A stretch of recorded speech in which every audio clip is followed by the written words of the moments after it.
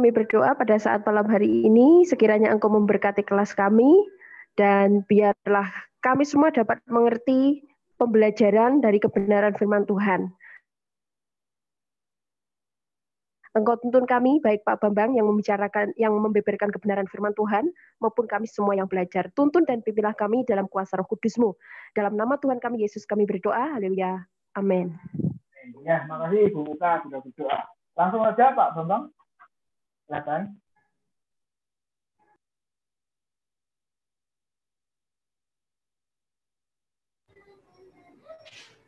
Ya, selamat malam Bapak Ibu semua. Malam. Ya, mari kita akan membahas bagian dari kitab Galatia. Kita sudah sampai di pasal yang terakhir, yaitu pasal yang ke-6. Pasal 6 ini ada 18 ayat, ya, bukan satu pasal yang berat dengan doktrin-doktrin yang sebelumnya, tetapi memberikan satu sebuah praktek atau aplikasi bagaimana memfollow up pengertian pemahaman di dalam iman kekristenan itu menjadi sebuah iman yang bisa menjadi saksi, iman yang bisa menjadi teladan, dan iman yang bisa dinyatakan di dalam kehidupan bersama dengan saudara-saudara seiman. Ya, di pasal yang ke-6 ini merupakan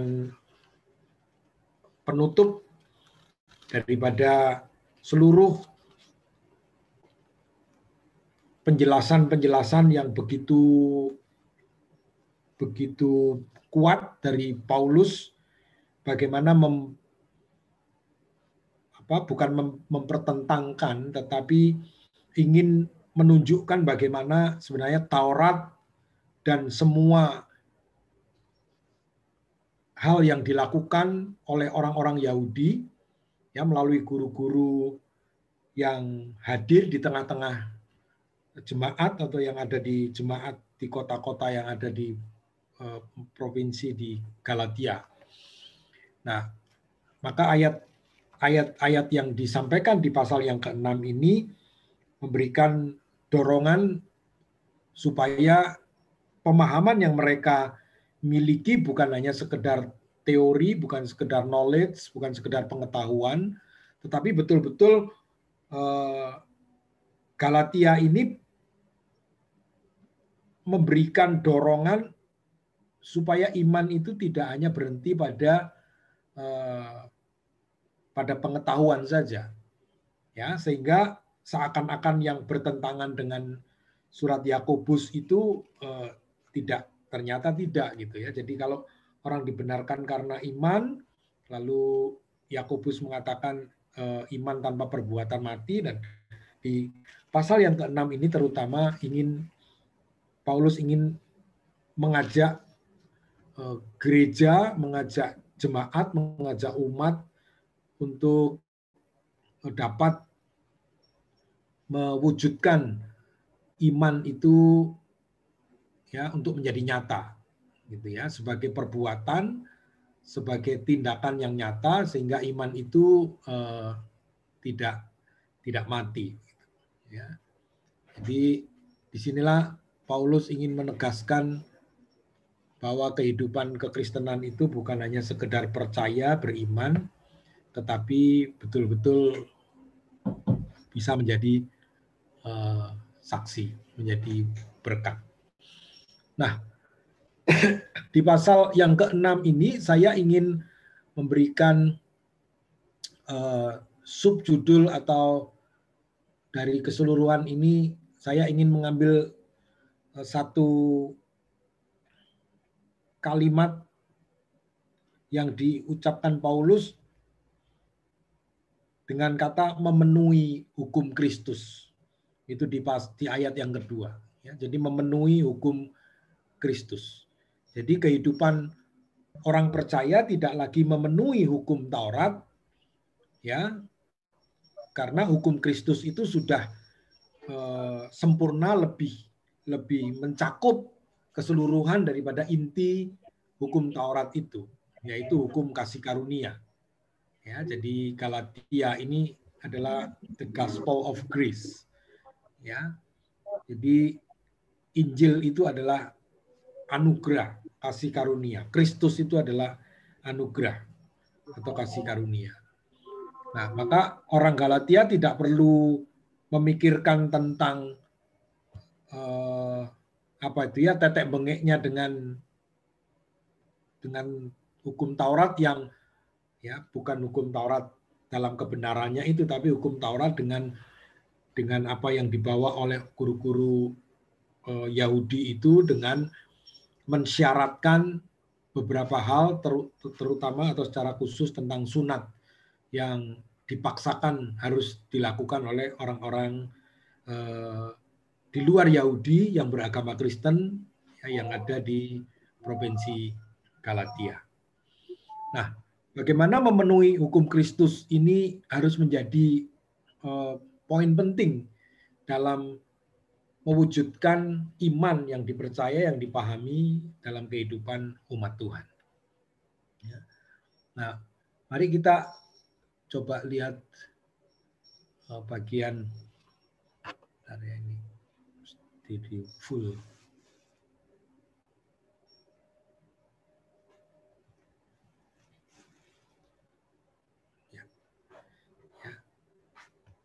Nah, bagian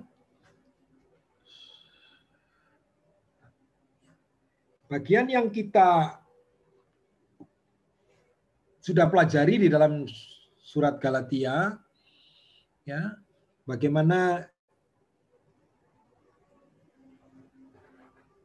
Yesus itu menjadi center, menjadi pusat di mana dia yang sudah menjadikan dirinya terkutuk itu adalah untuk membayar dosa atau tuntutan hukum Taurat. Jadi dia menjadikan dirinya terkutuk di atas kayu salib, ya, supaya orang yang bersalah dan melanggar hukum itu akhirnya dengan kematian Kristus itu dibayar, ya, dibayar seluruh tuntutan karena pelanggaran terhadap hukum itu, maka orang percaya menjadi orang yang diberkati, ya, orang yang menjadi orang yang diberkati, menjadi orang yang percaya kepada Kristus itu adalah satu kemenangan, gitu ya.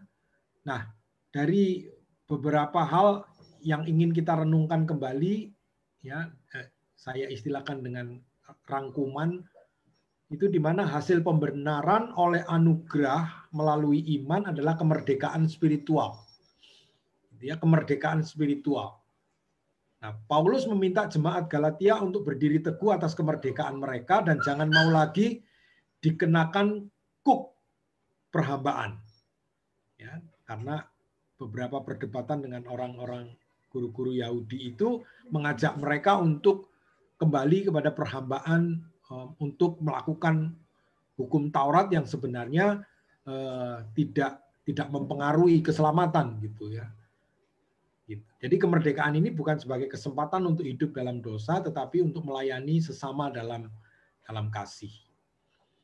Nah, kemerdekaan ini tidak timbul dari hasil usaha manusia, ya, tidak timbul dari hasil usaha manusia, tetapi betul-betul karena anugerah Allah, karena kasih karunia Allah.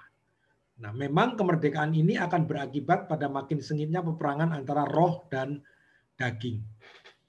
Akan tetapi natur kedagingan telah disalibkan bersama dengan Kristus, itu dalam Galatia pasal 2 ayat 20. Dan sebagai akibatnya akan menghasilkan buah roh, ya, karena berjalan bersama dengan Kristus, hidup di dalam Kristus, disalibkan bersama dengan Kristus, maka kehidupan daging ini bersama-sama dengan roh, hidup di dalam roh, ya, mengubah kehidupan dalam roh, maka menghasilkan buah roh, yaitu kasih, sukacita, damai sejahtera, dan lain sebagainya yang terdapat dalam Galatia pasal 5. Ya. Lalu surat kepada jemaat Galatia ini ditulis untuk meruntuhkan ajaran sesat. Ya, untuk meruntuhkan ajaran sesat. Nah, bagi Paulus isu utama bukan mengenai sudah disunat atau belum, tetapi apakah dia sudah menjadi ciptaan baru. Ya, itu yang penting. Ya, jadi bukan soal sunat atau tidak gitu. Ya, jadi di ayat yang pasal 6 ayat 11 sampai yang ke-18 itu, jadi persoalannya bukan soal sunat tetapi bagaimana hidup baru. Itu yang lebih penting. Ya. Nah, jika Paulus tidak berhasil meyakinkan mereka mengenai pembenaran oleh iman semata, kekristenan hanya menjadi salah satu sekte dalam Yudaisme, ya, ketimbang menjadi jalan keselamatan yang sejati. Nah, karena itu isi surat ini berlaku kepada setiap orang percaya, seperti Paulus berkata, namun aku hidup, tetapi bukan lagi aku sendiri yang hidup, melainkan Kristus yang hidup di dalam aku. Dan hidupku yang kuhidupi sekarang di dalam daging adalah hidup oleh iman dalam anak Allah yang telah mengasihi aku dan menyerahkan dirinya untuk aku. Ya, jadi setiap orang percaya, ya, harus berpikir, berkata, bersikap, bertindak, itu seperti yang Paulus katakan di dalam surat Galatia ini di pasal 2 ayat yang ke-20. Kalau kita memang diberikan kesempatan untuk hidup sekarang ini, dalam daging ini, ya, artinya bukan untuk merdeka dalam daging untuk melakukan apa yang kita mau, tetapi hidup oleh iman, ya, dalam anak Allah. Ya, yang telah disalibkan dan telah membayar tuntutan hukum Taurat.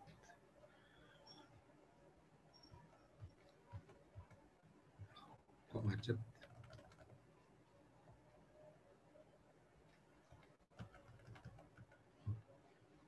Bentar, sudah nggak bisa jalan nih sebenarnya.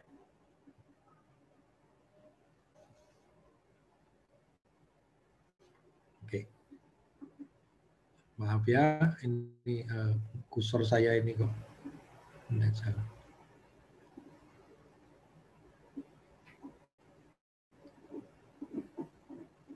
Ya, saya ulang. Tunggu. Pak Tim bisa jalankan dari sana ya?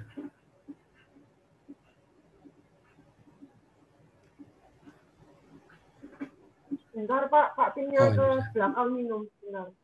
Oh, ya, sebentar. Ini kursor saya bermasalah. Oke, kita lanjutkan. Ya,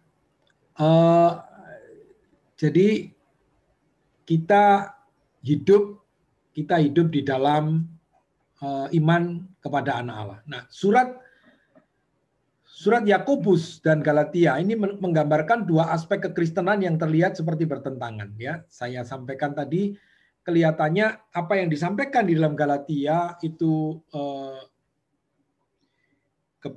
kebenaran atau kemerdekaan itu hanya oleh iman gitu. Seakan-akan perbuatan atau tindakan itu tidak penting lagi kalau orang sudah beriman. Seperti yang dikatakan Yakobus, seakan-akan bertentangan bahwa iman tanpa perbuatan itu mati. Nah, tapi kenyataannya ini bukan bertentangan tapi saling melengkapi. Bagaimana Yakobus menekankan soal etika Kristen, ya, kehidupan nyata di dalam kekristenan itu harus terwujud, imannya harus muncul kelihatan dalam kehidupan yang nyata. Ya, satu tuntutan bahwa iman harus dibuktikan melalui perbuatan. Ya. Akan tetapi Yakobus seperti halnya Paulus menekankan perubahan seorang melalui anugerah Allah. Ya, dalam Yakobus pasal yang pertama ayat yang ke-18. Surat Yakobus pasal 1 ayat yang ke-18. Ya, atas kehendaknya sendiri ia telah menjadikan kita oleh firman kebenaran supaya kita pada tingkat yang tertentu menjadi anak sulung di antara semua ciptaan. Itu semua atas kehendaknya sendiri.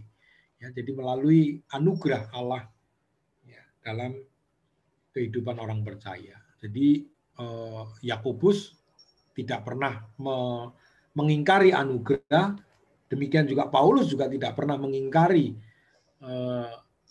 perbuatan. Ya, jadi kitab ini saling memperlengkapi. Nah, surat Galatia menekankan kedinamisan Injil yang menghasilkan etika. Ya, dalam Galatia pasal 3 ayat 13 sampai yang ke-14. Nah, Paulus sendiri bukannya tidak menekankan soal kehidupan yang beretika seperti Yakobus. Seperti halnya dua sisi mata uang logam, dua aspek kebenaran ini harus berjalan berdampingan. Ya, ada pemahaman yang baik, pemahaman yang benar, pengertian yang tepat, dan ada tindakan yang menyertai pemahaman-pemahaman yang benar itu. Jadi selalu berdampingan, tidak akan pernah terpisah dengan nilainya masing-masing gitu. Oke. Nah, berbicara dengan hubungan melalui surat penggembalaan ini, anugerah yang menyelamatkan, yaitu anugerah Allah, menjadi pembanding terhadap hukum Taurat yang tidak bisa menyelamatkan. Ya, karena apa? Karena tuntutannya itu terlalu berat. Tuntutannya terlalu berat dan kelemahan manusia ini tidak akan bisa memenuhi standar daripada Allah. Ya, jadi standar tuntutan daripada Allah itu tidak mungkin gitu. Ya, bukan kita tidak mau berusaha, ya, bukan kita tidak mau berusaha, tetapi pada akhirnya tidak mungkin. Oleh sebab itu Kristus perlu datang untuk menyelamatkan. Anugerah Allah itu perlu dicurahkan, gitu ya, supaya memang manusia ini dimungkinkan untuk selamat. Tetapi setelah kita ini dimerdekakan, tadi kita kembali bahwa kehidupan kita tidak dilakukan untuk kemerdekaan dalam daging dan dalam keberdosaan. Tetapi Paulus mengatakan tadi pasal 2 ayat 20, aku hidup tapi aku hidup di dalam iman kepada anak Allah. Nah, tentunya akan bekerja melakukan sesuatu dengan sungguh-sungguh apa yang Tuhan kehendaki. Gitu ya. Jadi intinya juga tetap melakukan seperti seakan-akan seperti melakukan tuntutan hukum Taurat. Jadi tetap melakukan apa yang Tuhan perintahkan gitu. Nah, orang Yahudi yang ingin mengembalikan hukum Taurat sebagai sumber pembenaran mereka merupakan kelompok orang terkemuka di antara jemaat mula-mula. Bahkan mereka sampai bisa menjerat Petrus untuk sependapat dengan mereka. Ya, dalam Galatia pasal 2 ya pernah kita bahas bagaimana waktu kelompok orang Yahudi ini datang, ya, dia punya pengaruh, dia orang-orang yang punya pengaruh lalu datang, dan pada saat Petrus makan dengan orang-orang yang tidak bersunat, lalu Petrus mulai mundur supaya tidak dilihat kenapa Petrus bergaul dengan orang bersunat, dan Paulus menegur keras tentang sikap Petrus itu. Nah, begitu terikatnya orang Kristen mula-mula terhadap hukum Taurat membuat Paulus berulang kali harus kembali menekankan pengajaran mengenai keselamatan oleh anugerah saja. Ya, keselamatannya itu oleh anugerah saja. Yang sama sekali tidak ada hubungannya dengan ketaatan menjalankan hukum Taurat. Tema yang menghubungkan jemaat Galatia dengan perjanjian lama berkisar pada perbandingan antara hukum Taurat dengan anugerah. Ya, jadi ketidakmampuan Taurat untuk membenarkan. Ya, pasal 2 ayat 16, kematian bagi mereka yang berada di bawah hukum Taurat. Lalu Abraham dibenarkan melalui iman semata, pasal 3 ayat 6, Taurat tidak menyelamatkan namun hanya menyatakan murka Allah. Ya, jadi kalau kamu tidak melakukan ini, murka Allah ini. Tidak melakukan ini hukumannya begitu. Dan kasih bukannya perbuatan yang menggenapi hukum Taurat. Jadi kasih Kristus itu yang menggenapkan hukum Taurat. Nah, pada prakteknya salah satu tema utama surat Galatia ini bisa ditemukan di pasal 3 ayat 11. Ya, orang yang benar akan hidup oleh iman. Ya, bukan hanya diselamatkan oleh iman saja, bukan hanya diselamatkan oleh iman.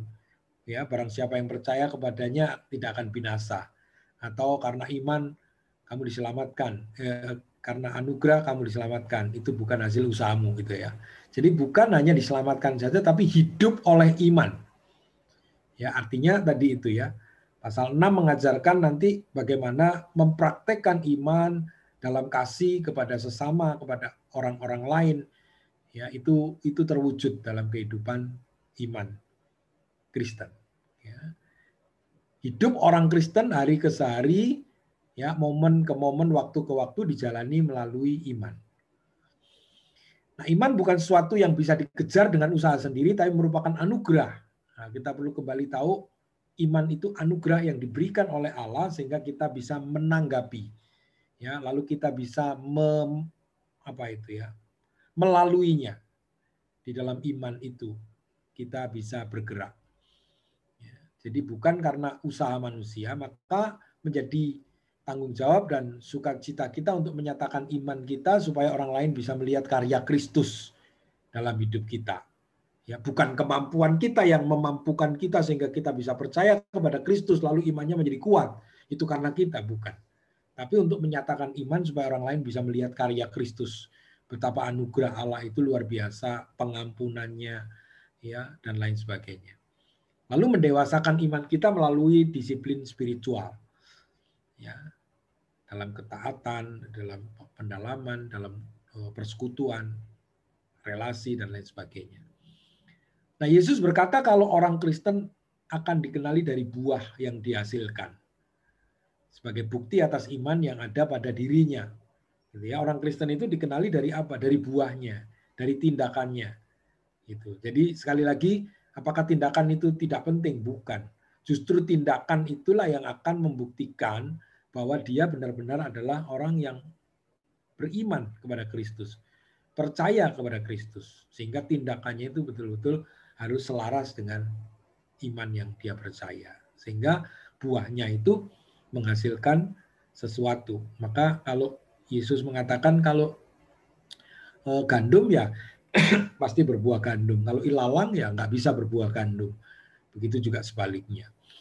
Ya, nah, sebagai bukti atas iman yang ada pada dirinya, setiap orang Kristen hendaknya tekun dalam usaha menyatakan keberadaan iman yang menyelamatkan dalam dirinya sehingga hidupnya memperlihatkan Kristus dan membawa orang lain untuk melihatnya melalui hidup yang ia jalani. Supaya banyak orang bisa ikut memuliakan Bapa di surga. Ya. Nah, kita melihat struktur Galatia pasal 6. Ya, kita melihat pembagiannya. Ya, saya ingin kita bersama-sama melihat bagaimana di pasal yang ke-6 ini ayat 1 sampai ayat yang ke-5, ya, kita bagi ayat yang ke-6 sampai ayat yang ke-10, lalu ayat yang ke-11 sampai ayat yang ke-16, dan penutupnya di ayat yang ke-17 sampai ayat yang ke-18. Nah, bagian yang pertama pasal 6 ayat 1 sampai 5 memberi kita pedoman yang spesifik tentang bagaimana berurusan dengan saudara Kristen yang berbuat dosa. Ya, jadi secara praktis bagaimana sebenarnya orang bertindak, bersikap tentang orang-orang atau saudara-saudara Kristen yang berdosa, yang bersalah begitu. Ya. Kita langsung saja lihat ya, di pasal yang ke-6 ayat 1 sampai yang ke-5 ini, ya, bahwa orang-orang Kristen itu memiliki kemungkinan untuk berbuat salah. Ya, punya kemungkinan. Ya, sekali lagi ini bukan excuse, bukan ya sudahlah, ya namanya manusia ya bisa berbuat dosa. Tapi fakta kita harus memikirkan bahwa memang ada kemungkinan. Ya, selalu ada kemungkinan bahwa seseorang itu jatuh di dalam dosa, ya, berbuat salah, begitu. Ya, sehingga di ayat yang pertama dikatakan, saudara-saudara, kalaupun seorang kedapatan melakukan suatu pelanggaran, gitu ya, maka kamu yang rohani harus memimpin orang itu ke jalan yang benar dalam roh lemah lembut sambil menjaga dirimu supaya kamu juga jangan kena pencobaan, gitu. Jadi bagaimana kita melihat orang lain yang punya kemungkinan, orang-orang yang ada di sekitar kita, bahkan kita sendiri punya kemungkinan untuk berbuat salah. Lalu poin keduanya, bagaimana menolong orang yang jatuh itu adalah sebenarnya menjadi gaya hidup kita sebagai orang rohani. Ya. Menolong mereka yang jatuh, bukan menghakimi, bukan bukan menjauhi, bukan mengejek, ya, dan lain sebagainya, tetapi menjadi orang Kristen yang dewasa, rohani, memandang orang yang sedang mengalami kejatuhan, itu mereka menolong. Ya, mereka melakukan sesuatu untuk menolong. Nah, memimpin dikatakan harus memimpin orang itu ke jalan yang benar.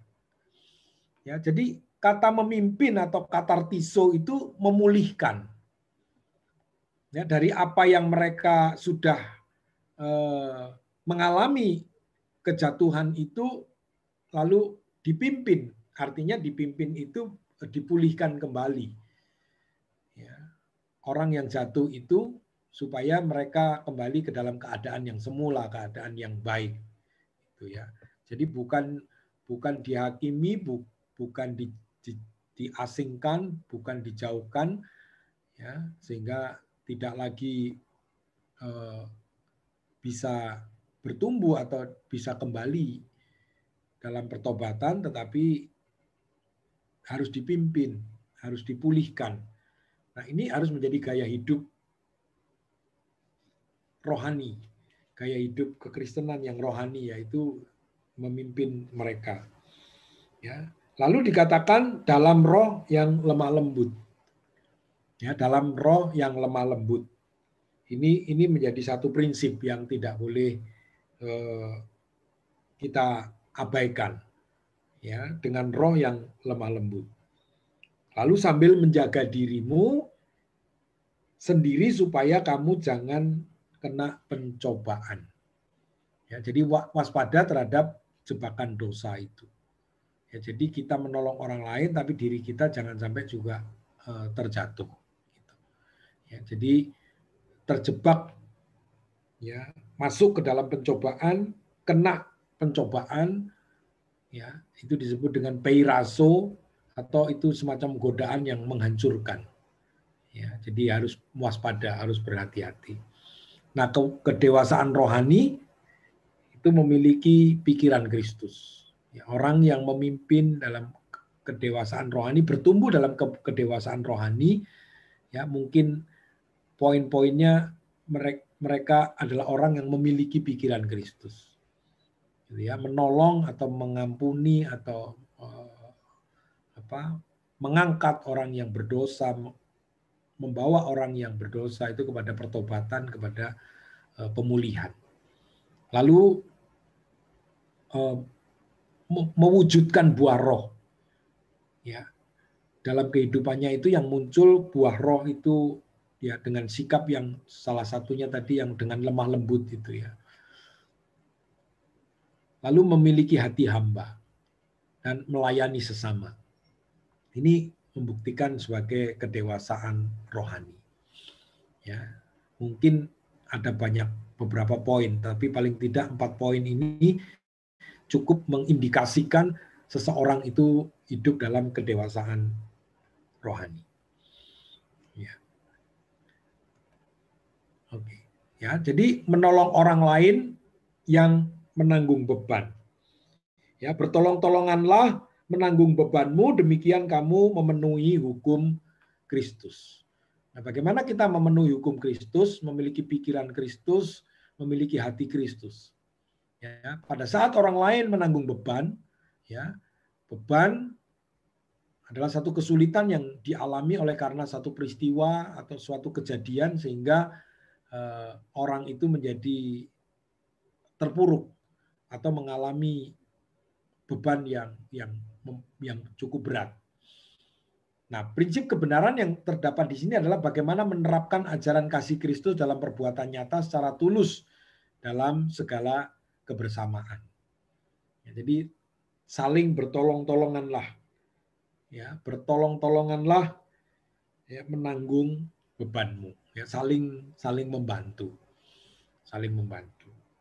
Lalu ayat yang ketiga sampai yang keempat, sebab kalau seorang menyangka bahwa ia berarti, padahal ia sama sekali tidak berarti, ia menipu dirinya sendiri. Baiklah tiap-tiap orang menguji pekerjaannya sendiri, maka ia boleh bermegah melihat keadaannya sendiri dan bukan melihat keadaan orang lain. Ya, jadi kemegahan yang salah. Ya, bukankah orang juga dalam Alkitab dikatakan hendaklah engkau bermegah, tapi bermegahnya harus bermegah pada poin yang tepat, yang benar. Ya, tapi di sini jangan bermegah dalam arti jangan sombong, jangan bermegah dalam posisi engkau merasa bahwa engkau menjadi orang yang berarti, engkau menjadi orang yang lebih daripada yang lain, engkau menjadi orang yang mampu daripada yang lain, tetapi tidak menunjukkan sikap menolong orang lain. Ya, jadi orang Kristen harus menilai diri mereka sendiri sehingga mereka dapat berhubungan secara pantas satu sama yang lain dan dapat menghindari hal-hal yang melebih-lebihkan diri mereka sendiri. Ya, jadi ini yang harus menjadi bagian daripada orang-orang yang rindu memenuhi hukum Kristus untuk saling menolong, saling menopang satu dengan yang lain, bukan merasa diri lebih hebat daripada yang lain, sehingga meminta penghormatan lebih dari yang lain, ya, seperti guru-guru, ya, dalam konteks Galatia ini seperti guru-guru Yahudi yang mengajar itu, ya, dengan segala sikap yang mereka tunjukkan. Ya, lalu ada dua kebenaran pokok yang berhubungan dengan bermegah. Orang yang bermegah itu tidak di dalam daging, ya, tetapi bermegah di hadapan Allah. Tidak ada daging yang akan berbangga atau bermegah di hadapan Allah, karena manusia ini milik Tuhan. Manusia ini harus menjadi hamba Tuhan, menjadi pelayan Tuhan, menjadi umat Tuhan. Jadi tidak ada yang bisa dibanggakan secara daging ini di hadapan Allah. Ya. Lalu yang kedua, orang percaya harus bermegah di dalam Tuhan, bukan di dalam daging. Tetapi bermegah di dalam Tuhan itu karena melihat anugerah Tuhan itu dia boleh bermegah, boleh bersyukur, ya, boleh berterima kasih, boleh gitu ya. Sehingga di ayat 1 Korintus pasal 1 ayat 31 itu menunjukkan bagaimana sikap seseorang yang ingin mempermuliakan Tuhan dalam hidupnya. Semua karena Tuhan, ya, bukan karena kemampuanku, bukan karena kekuatanku, begitu. Ya. Lalu ayat yang kelima, menjaga tanggung jawab masing-masing pribadi, ya, menjaga tanggung jawab masing-masing secara pribadi. Ya. Sebab tiap-tiap orang memikul tanggungannya sendiri. Jadi seseorang jika memang harus memikul tanggungannya sendiri, dia harus pikul. Tidak boleh pikulannya itu, bebannya itu dilimpahkan kepada orang lain, lalu dia tidak melepaskan pikulannya, tidak bertanggung jawab gitu. Ya, jadi kata beban dan tanggungan ini dalam kata baros itu berarti berat yang meremukkan. Ya, sementara kata tanggungan itu di dalam ayat yang kelima, ya, disebut dengan portion, itu berarti ransel seorang prajurit, ya, yang penuh dengan peralatan yang diperlukan. Jadi kata beban ini adalah satu di ayat yang kedua tadi, kesulitan yang dialami sehingga orang itu akan tertekan dan meremukkan. Gitu. Itu kata baros. Nah, kata portion itu adalah seperti ransel seorang prajurit, gitu ya. Bapak Ibu kalau melihat prajurit yang sedang baris ya, dengan rangselnya, ya, dengan senjatanya dan perlengkapan komplit itu, ya, mungkin dengan topi baja itu bawa ransel, lalu mereka jalan gitu. Nah, kalau ada temannya yang jatuh, ranselnya tetap dipakai dan dia menolong orang. Bebannya itu tetap dia pikul, ya. Jadi tanggungannya sendiri, tiap-tiap orang akan memikul tanggungannya sendiri itu tanpa melepaskan, tapi dia menolong. Ya, bukan juga orang yang punya ransel ini lalu dititipkan temannya lalu dia jalan tanpa ransel gitu. Ini nggak mungkin terjadi. Ya, seorang prajurit membawa bebannya masing-masing. Gitu. Walaupun nanti dia tetap saling tolong menolong, tapi tidak ada yang melemparkan ranselnya itu ke temannya lalu temannya bawa 2, dia nggak bawa apa-apa lalu jalan begitu. Nah, itu yang dimaksudkan dengan beban dan tanggungan di ayat 2, ya, menanggung bebanmu dan engkau memikul tanggunganmu sendiri. Itu yang dimaksudkan. Kemudian kita lanjutkan di poin yang kedua di pasal 6 ini, ayat 6 sampai ayat yang ke-10. Ya. Di dalam ayat-ayat ini memiliki 2 kutipan yang paling mengesankan dalam PB. Ya. Beberapa melihatnya sebagai serangkaian kebenaran yang tidak saling berhubungan. Orang lain melihatnya sebagai satu unit sastra yang berkaitan dengan penggunaan uang oleh orang percaya. Ya, jadi kutipan di dalam PB tentang bagaimana menggunakan uang atau kepemilikan, ya, seseorang untuk dapat berbagi kepada orang lain. Ya, jadi bukan melayani hanya dengan tenaganya, pikirannya, tapi bagaimana mereka dituntut, diminta untuk dapat melayani dengan apa yang mereka miliki. Di ayat yang ke-6, dan baiklah dia yang menerima pengajaran dalam firman, membagi segala sesuatu yang ada padanya dengan orang yang memberikan pengajaran itu. Ya, jadi berbagi dengan orang lain atau hamba Tuhan. Dalam artian orang yang mengajarkan firman memang hidup dari firman. Nah, kata Yunani, ya, koinoneo, itu berarti berpartisipasi, berbagi. Ya, sedangkan kata koinonia, ya, berarti sharing.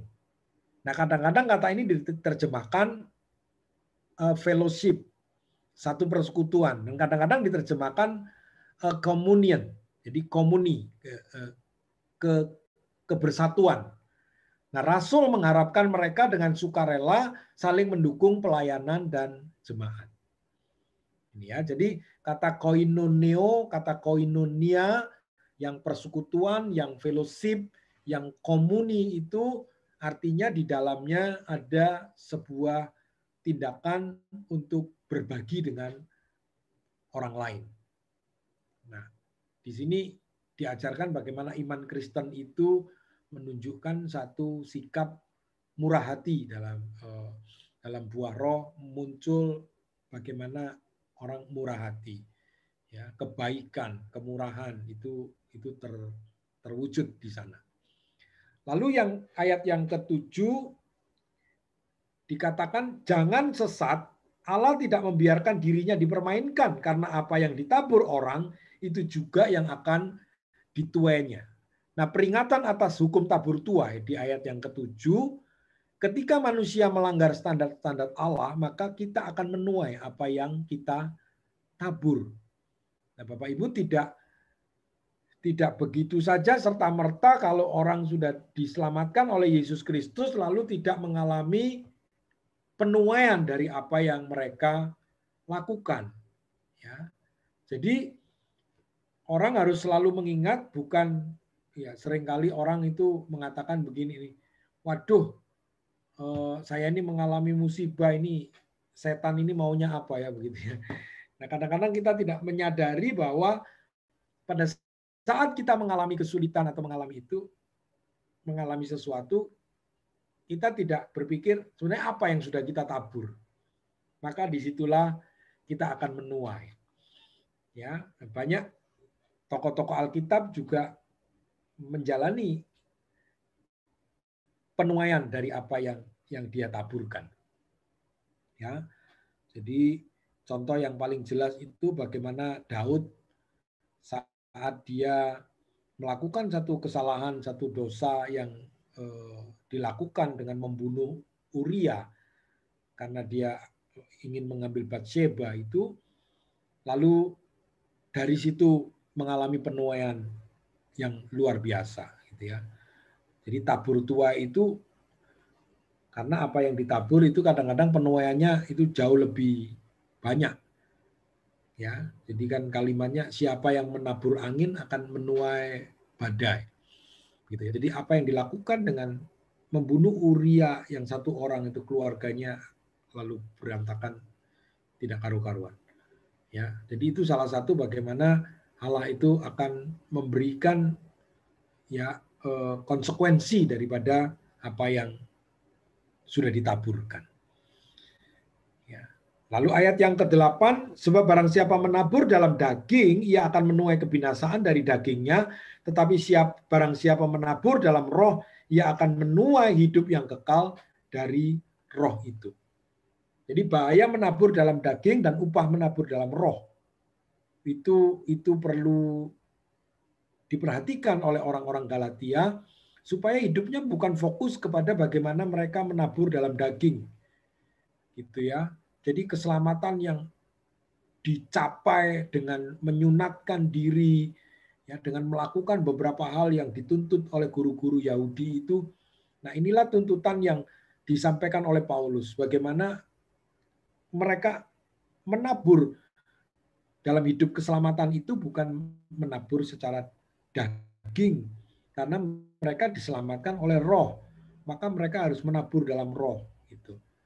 Ya.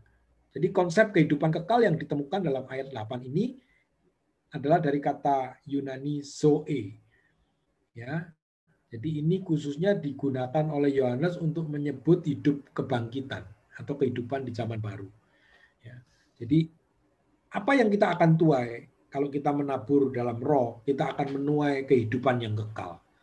Ya, kata zoe itu menabur dalam roh akan menuai kebangkitan, menerima kehidupan yang kekal di zaman yang akan datang, yang disediakan oleh Tuhan. Itu di ayat yang ke-8.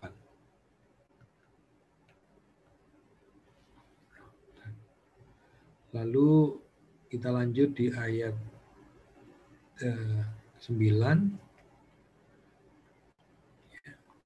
Nah, dorongan untuk berbuat baik dan setia berbuat baik. Di ayat yang bilang, jangan kita jemu-jemu berbuat baik. Karena apabila sudah datang waktunya, kita akan menuai jika kita tidak menjadi lemah. Jemu, ya, sama dengan melalaikan. Menjadi lemah, itu kehilangan semangat, kehabisan tenaga. Kita diingatkan jangan mengalami hal yang demikian. Ya, hal ini dikondisikan pada tanggapan iman kita yang berkelanjutan, yang terus-menerus, yang semakin hari semakin bergairah, semakin kuat. Begitu. Ini yang didorong oleh Paulus. Terus, ya, jangan jemu, ya, jangan menjadi lemah, ya, jangan kehilangan semangat, jangan kehabisan tenaga. Begitu. Ya, maka kemarin dalam diskusi dengan anak-anak muda hari Minggu kemarin, ya, jadi bagaimana dong kalau orang sudah bosan melayani, begitu ya? Bagaimana dong orang kalau bosan melayani, gitu? Ya. Nah itu kan jadi satu problem. Kadang-kadang orang sudah jemu, ya, lalu menjadi lemah, menjadi kehabisan semangat, kehabisan tenaga untuk hidup di dalam kebenaran Tuhan, hidup di dalam pelayanan Tuhan, dan lain sebagainya. Memang tantangannya cukup berat. Ya, kenikmatan duniawi ini jauh lebih menyenangkan. Ya, bungkusan-bungkusan yang menarik itu jauh lebih menggoda kita. Ya, untuk kita fokus kita bergeser. Ya, itu di ayat yang ke-9. Lalu di ayat yang ke-10, ya, Karena itu selama masih ada kesempatan bagi kita, marilah kita berbuat baik kepada semua orang, tetapi terutama kepada kawan-kawan kita seiman. Ya, jadi orang percaya harus terus-menerus ya, mengamati peluang. Ya, jangan lewatkan kesempatan yang hanya datang sekali. Harus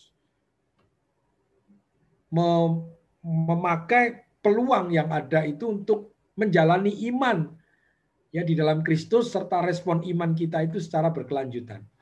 Terus menerus, jadi iman kita terus bertumbuh. Ya, terus mewujud nyatakan iman itu di tengah-tengah kehidupan bersama-sama dengan semua orang, ya. Lalu kata Paulus, terutama kepada kawan-kawan kita seiman. Ya, supaya saling membangun, ya, saling memberi dukungan, saling memberi pertolongan supaya semua saudara seiman itu bergandeng tangan untuk bisa kuat bersama-sama dan saling bertumbuh bersama-sama dalam kehidupan sebagai orang Kristen. Ya. Lalu di bagian selanjutnya di poin yang ketiga ayat 11 sampai 16 ya adalah ringkasan singkat dari keseluruhan surat ini ya di mana ayat 12 sampai 16 ringkasan dari seluruh surat yang berfokus pada penekanan yang tidak tepat dari guru-guru palsu pada usaha manusia sebagai sarana untuk keselamatan atau untuk menjadi dewasa sepenuhnya. Ya. Jadi di ayat yang ke-12 ya sampai yang ke-16, mereka yang secara lahiriah suka menonjolkan diri. Merekalah yang berusaha memaksa kamu untuk bersunat hanya dengan maksud supaya mereka tidak dianiaya karena salib Kristus. Sebab mereka yang menyunatkan dirinya pun tidak memelihara hukum Taurat. Tetapi mereka menghendaki supaya kamu menyunatkan diri agar mereka dapat bermegah atas keadaanmu yang lahiriah.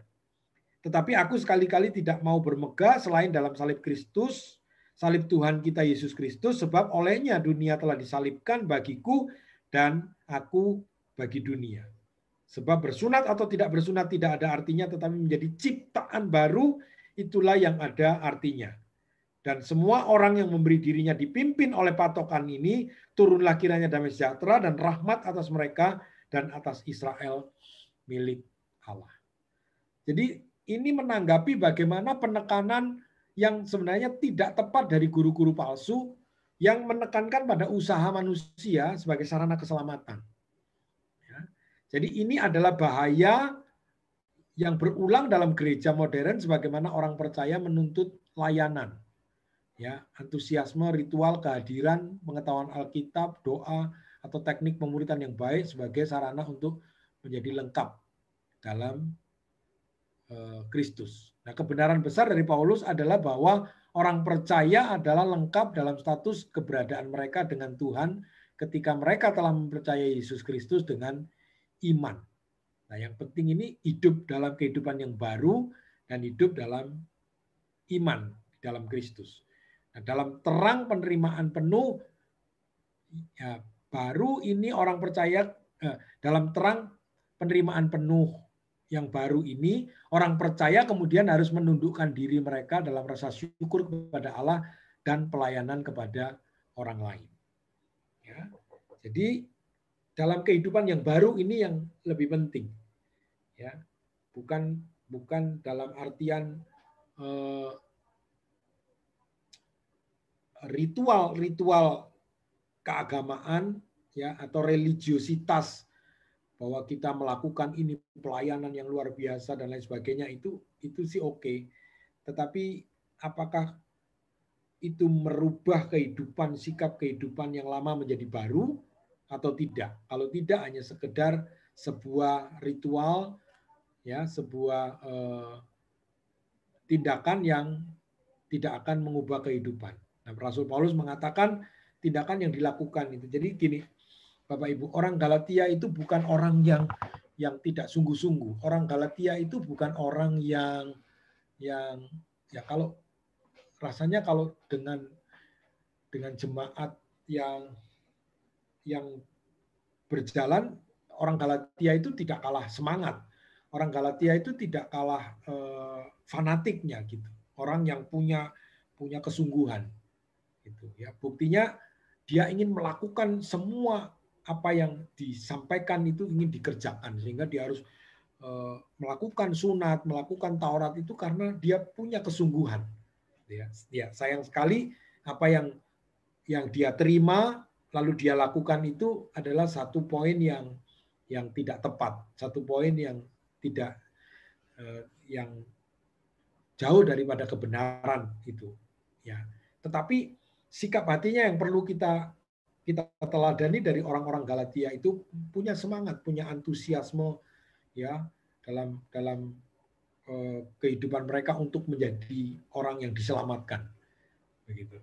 Ya, oleh sebab itu Paulus menyayangkan sekali jika semangat mereka, antusiasme mereka, ya, kesungguhan mereka itu terarah pada satu jalan yang salah. Gitu. Sehingga Rasul Paulus mengatakan bukan soal sunat yang ada artinya, tapi berubah menjadi kehidupan yang baru dalam iman dalam Kristus itulah yang ada artinya. Ya, itulah yang ada artinya. Gitu. Itu di ayat yang ke-12 sampai ayat yang ke-16.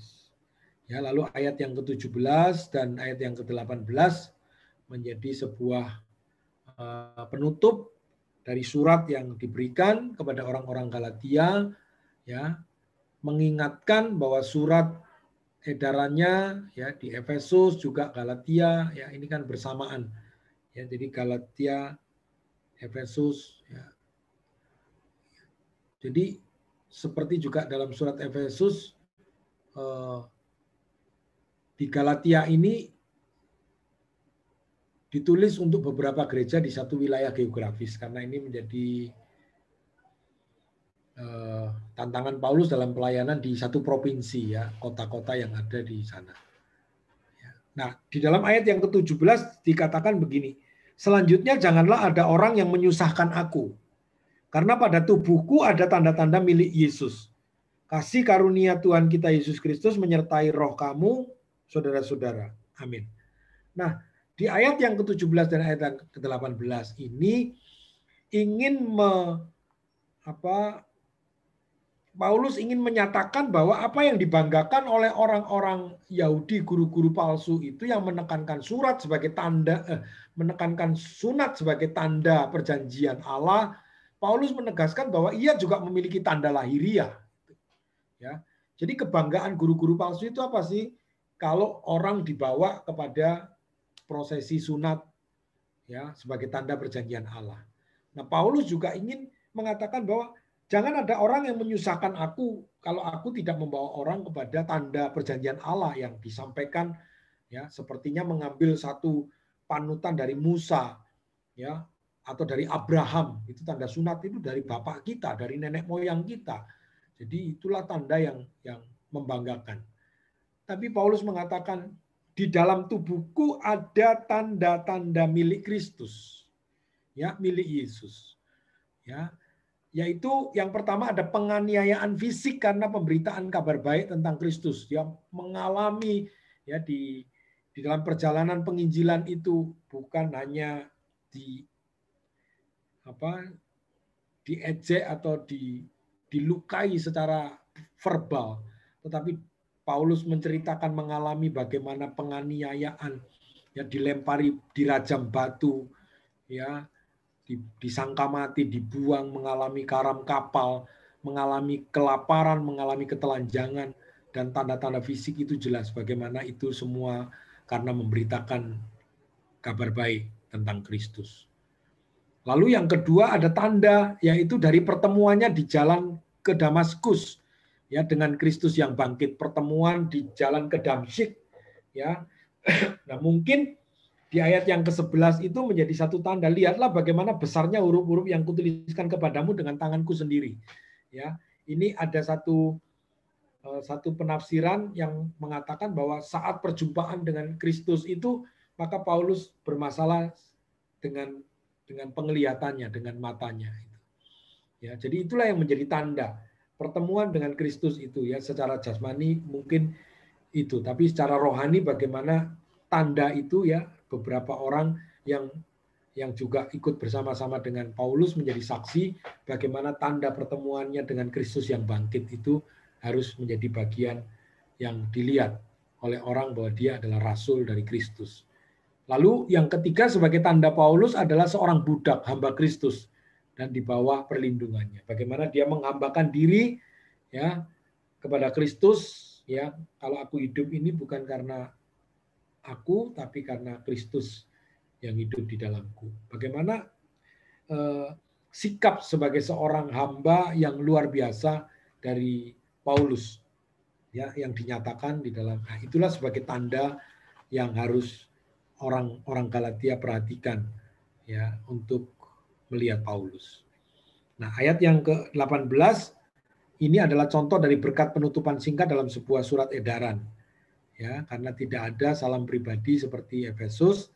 Nah, perhatikan bahwa istilah menyertai roh kamu, ya, jadi kasih karunia Tuhan kita Yesus Kristus menyertai roh kamu adalah contoh yang baik ya dari huruf kecil R, roh yang digunakan untuk roh manusia, bukan Roh Kudus. Ya, menyertai roh kamu. Namun demikian dalam banyak kasus dalam Perjanjian Baru ini menunjuk pada roh manusia yang disemangati oleh Roh Kudus. Nah, ini kemungkinan implikasinya di sini. Bagaimana seorang yang ada di dalam Kristus, ya, orang yang hidup di dalam memenuhi hukum Kristus, ya, maka rohnya akan disertai dengan damai sejahtera oleh pertolongan Roh Kudus yang akan memampukan untuk menjalani kehidupan untuk memenuhi hukum Kristus. Ya, jadi mungkin sampai di sini penyampaian materi yang saya bisa sampaikan dari Galatia pasal 6. Ya, saya kembalikan ke Pak Tim. Mungkin kita bisa berdiskusi lebih lanjut. Silakan ya, Pak Tim. Terima kasih Pak Bambang buat pemaparan materinya malam hari ini. Galatia pasal 6 itu adalah bagian praktis ya, Bapak Ibu ya. Surat Paulus itu kan ringkasnya adalah salam, kemudian ajaran, teologi, nasihat, bisa jadi teguran, lalu bagian praktis. Nah, sudah dijelaskan panjang lebar di pasal 6 tentang praktika ya, kehidupan berjemaat seperti apa. Tadi dikatakan saling tolong-menolong kepada hamba Tuhan maupun kepada jemaat. Nah, sekarang silakan Bapak Ibu yang mau menanggapi ya, mau bertanya dan lain sebagainya. Selamat datang bagi yang baru bergabung pada malam hari ini. Silakan Bapak Ibu kalau ada yang mau ditanyakan, menanggapi, silakan. Ya, mari Bapak Ibu.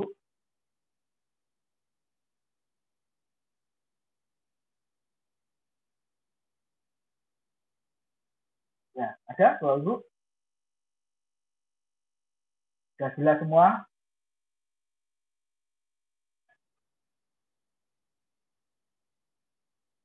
Ya, sambil menunggu yang lain, Pak Bambang, yang ayat 8 ini contoh praktisnya apa ya Pak ya? Menabur dalam daging, menuai kebinasaan, menabur dalam roh, menuai hidup kekal.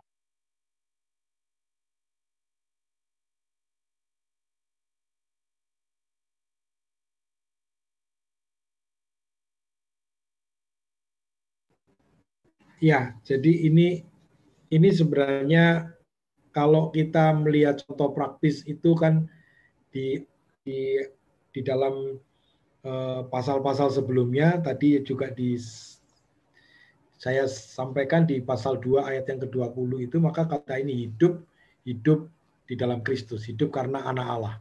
Bukan hidup di dalam daging dengan pemuasan daging dengan keinginan daging. Jadi bagaimana kehidupan kita ini didasarkan pada anugerah Kristus, pada anugerah Allah. Jadi bukan hanya sekedar memang kita ini hidup untuk diri kita. Jadi ini motivasi gitu Pak Tim ya, motivasi. Saya pikir kalau praktisnya sih tidak akan kecuali bentuk-bentuk kehidupan yang kelihatan sekali secara moral gitu ya. Secara moral mungkin orang mabuk-mabukan gitu ya. Orang hidup dalam pesta pora itu sudah pasti kelihatan. Secara praktisnya sudah pasti kelihatan hidup dalam daging gitu. Tapi yang perlu kita waspadai justru yang tidak kelihatan gitu. Nah, hidup seakan-akan gitu ya. Makanya guru-guru palsu itu kan menjadi satu pembanding ya. Apakah mereka mengajarkan keselamatan itu berdasarkan roh atau berdasarkan daging gitu. Walaupun kemasannya memang mereka adalah guru-guru pengajar untuk membawa orang kepada keselamatan. Itu kan itu menekankan satu ajaran yang sebenarnya salah, keliru ya, karena berdasarkan pada kehidupan yang motifnya itu sulit untuk kita tahu. Jadi memang masing-masing itu memahami, menyadari sebagai orang Kristen itu menjadi Kristen, melayani Tuhan itu sebenarnya untuk apa. Nah itu yang harus terus menerus harus terus menerus menggema gitu ya Pak, supaya kita ini kadang-kadang jangan sampai terlena, lalu motivasi kita ini sebenarnya untuk keinginan daging kita. Nah itu yang seringkali juga kita tidak sadari gitu. Oke, ya. Makasih Bang Bang. Ya, silakan Bapak Ibu yang lainnya. Ya. Mari. Permisi Pak. Ya Bu, yuk silakan. Silakan Bu. Saya mau tanya Pak. Tadi saya nulis di chat tapi belum sempat saya kirim, saya sudah meng-rapture Pak. Oh. Ya, silakan. Ya. Pertanyaan saya itu dari ini tadi Pak, dari pernyataan sebentar. Manusia tidak mungkin diselamatkan oleh hukum Taurat karena memang tidak ada manusia yang bisa melakukan hukum Taurat secara sempurna. Iya. Nah, pertanyaan saya, mengapa Allah memberikan Taurat itu kepada manusia padahal itu tidak menyelamatkan atau tidak membenarkan manusia? Bahkan di bagian Alkitab juga ada yang mengatakan bahwa hukum Taurat itu hanya menunjukkan kesalahan atau pelanggaran manusia. Iya. Pak, terima kasih. Iya. Jadi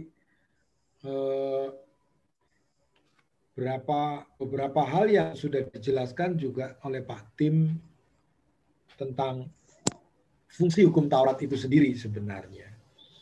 Jadi kenapa Allah memberikan hukum Taurat jika itu tidak sanggup dikerjakan? Gitu. Nah, maka peraturan itu akan tetap diberikan, hukum itu akan tetap diberikan.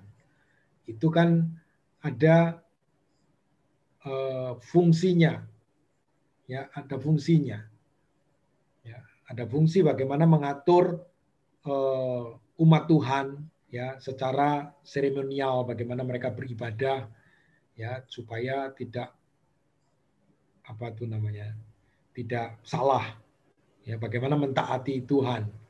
Lalu bagaimana ada hukum moral, ya, hukum moral diberikan supaya orang tidak sembarangan melakukan kehidupan ini, maka dikatakan jangan gitu.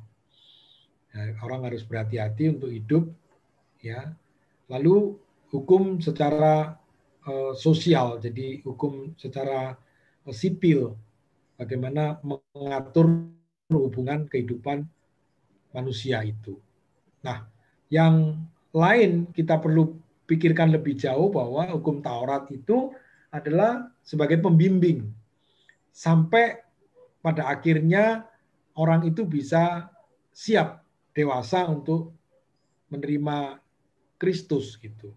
Ya, jadi dikatakan hukum Taurat itu seperti pedagogos.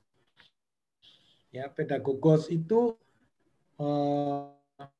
seorang pembimbing sampai seorang itu akan bisa memikirkan sendiri sebelum akil balik.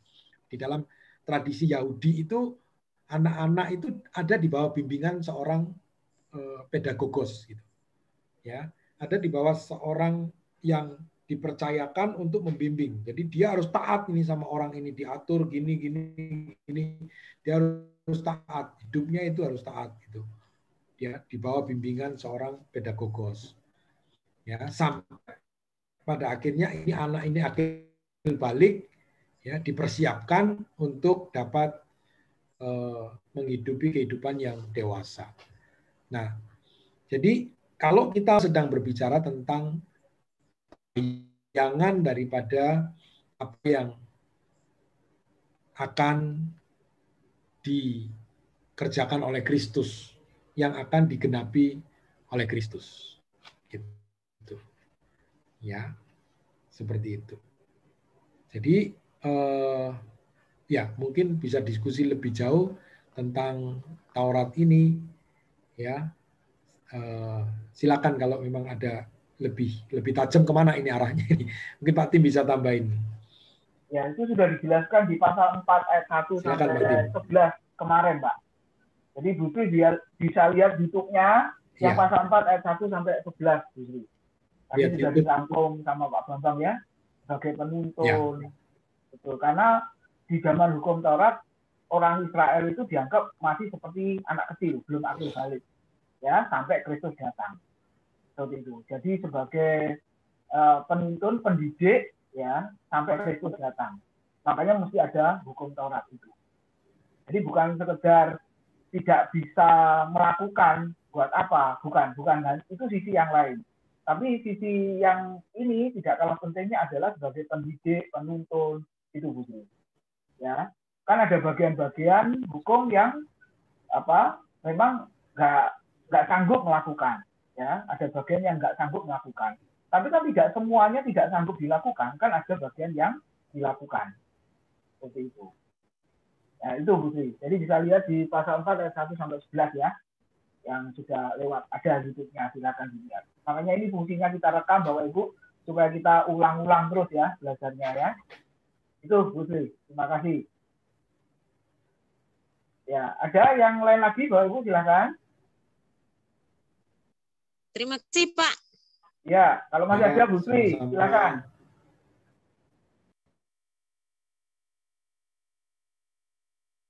Ya, mari Bapak Ibu kalau masih Pak. Yuk, ya. Ya, saya mau nanya. Nah, ini saya mau tanya soal ayat 2 itu, Pak. Pasal 6 ayat 2. Bertolong-tolonganlah menanggung bebanmu. Demikianlah kamu memenuhi hukum Kristus. Nah, bertolong-tolonglah menanggung bebanmu itu dikategorikan antara kita sendiri orang Kristen atau juga orang semua di seluruh dunia atau khusus untuk orang Kristen saja. Bertolong-tolonglah menanggung beban. Nah, yang dimaksud beban itu beban apa saja? Apakah termasuk kayak utang, kayak apa itu? Termasuk itu. Ya, terima kasih Pak Bambang. Ya, kalau bicara soal kepada siapa bertolong-tolongan itu tadi disampaikan di ayat yang ke-10 ya. Ya, jadi selama masih ada kesempatan bagi kita, marilah kita berbuat baik kepada semua orang. Ya, tetapi terutama kepada kawan-kawan kita seiman. Gitu. Nah, yang dimaksud dengan beban yang di ayat 2 tadi adalah beban apa saja yang disebut beban. Ya, beban itu dalam artian secara global bagaimana orang menemukan hidupnya dalam kesulitan. Begitu. Dalam kesulitan. Nah, saat orang dalam kesulitan, ya karena sesuatu hal yang dialami sehingga dalam hidupnya itu seakan-akan dia mengalami sesuatu yang hancur gitu. Nah, saat mengalami seperti itu maka sesama anggota tubuh Kristus atau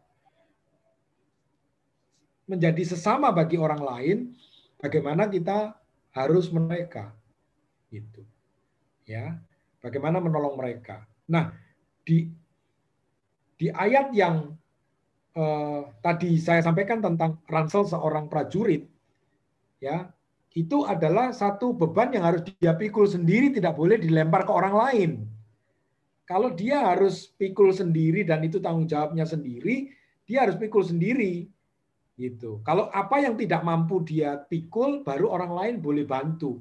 Tapi kalau rangselnya sendiri ya sama-sama kita pikul rangsel yang sama, bobot yang sama gitu. Nah, disitulah orang akan bisa mencoba belajar kapan dia perlu pertolongan orang lain, kapan dia juga harus bertanggung jawab atas kehidupannya sendiri gitu. Ya, sebab kata kasih ini akan banyak disalahartikan ya bagi orang Kristen gitu ya.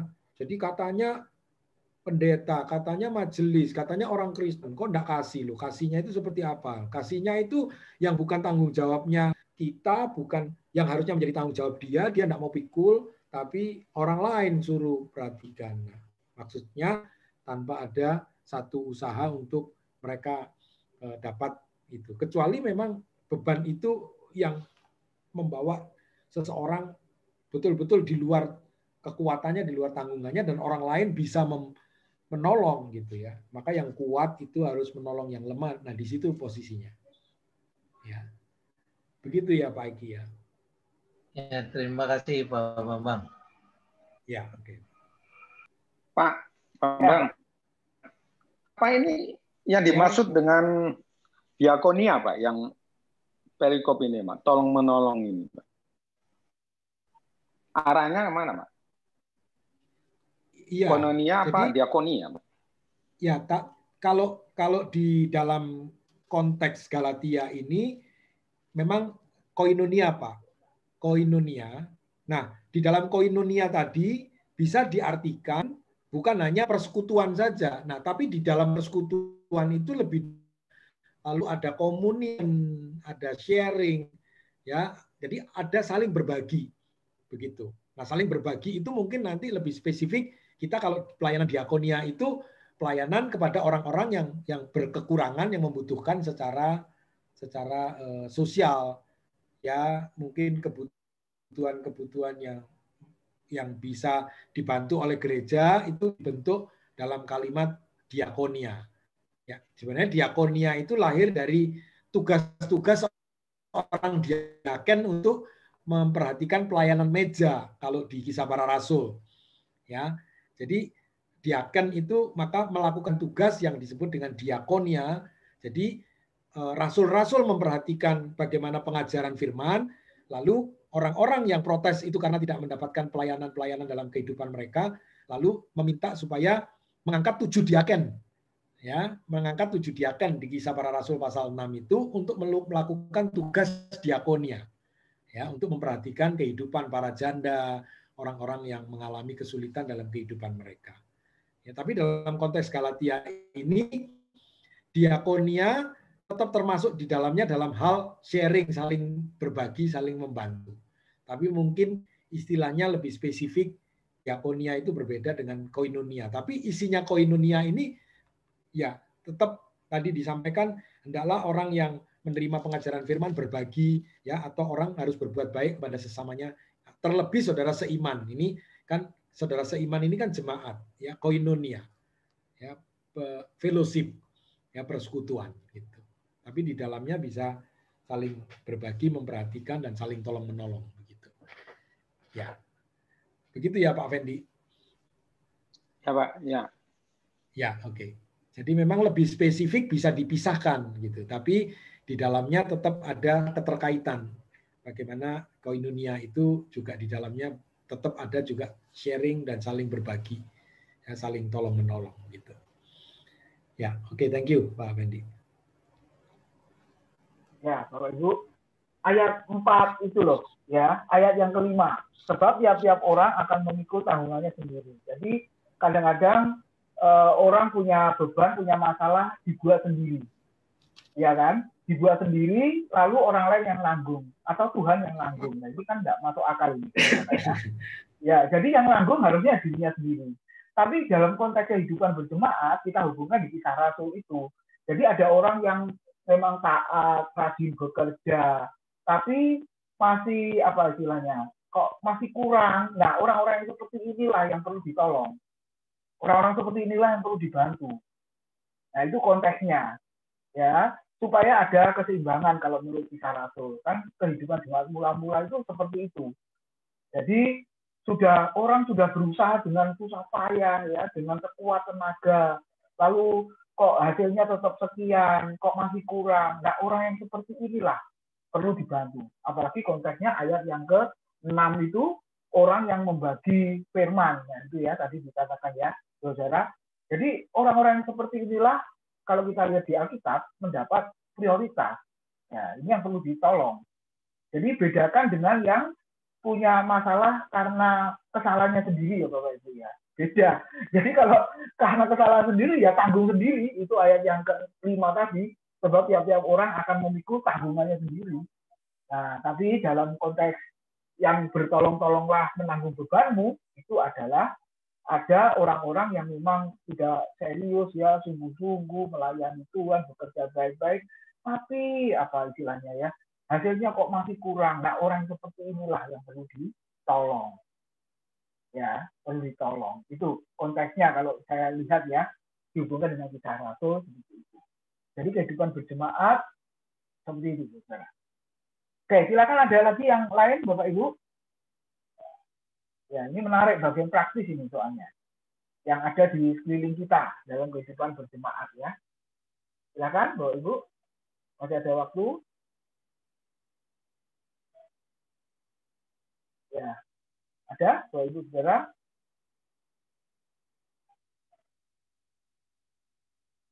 Sudah cukup ini.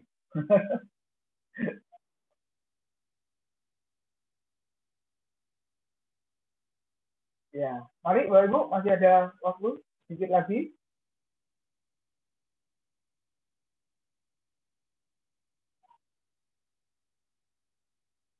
Ya, kalau sudah tidak ada kita akhiri Bapak Ibu. Ya, kalau sudah tidak ada kita akhiri. Oke, terima kasih Pak Bambang. Ada hambanya ini Pak Agus dari Bandung, Agus Sajo. Bisa berdoa Pak buat kelas kita yang sudah berakhir. Ada Pak Agus?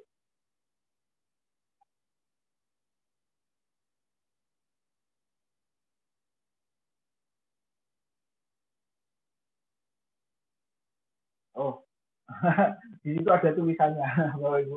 Oke, Bu Tin aja, minta tolong Bu Tin berdoa. Ada Bu Tin?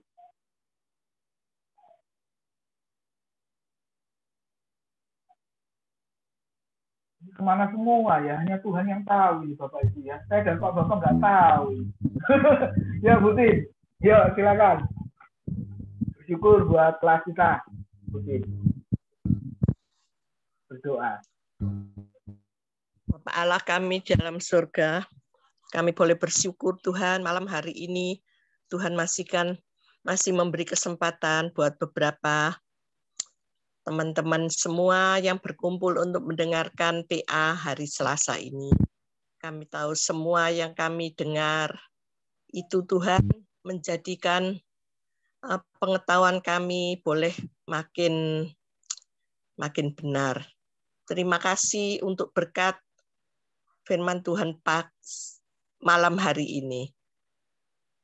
Terpujilah Engkau Allah kami, Maha Besar, Maha Kasih, yang selalu menyertai dan memberikan kekuatan buat kami semua. Terima kasih Bapak, di dalam nama Tuhan kami, Yesus Kristus, kami bersyukur dan berterima kasih. Amin.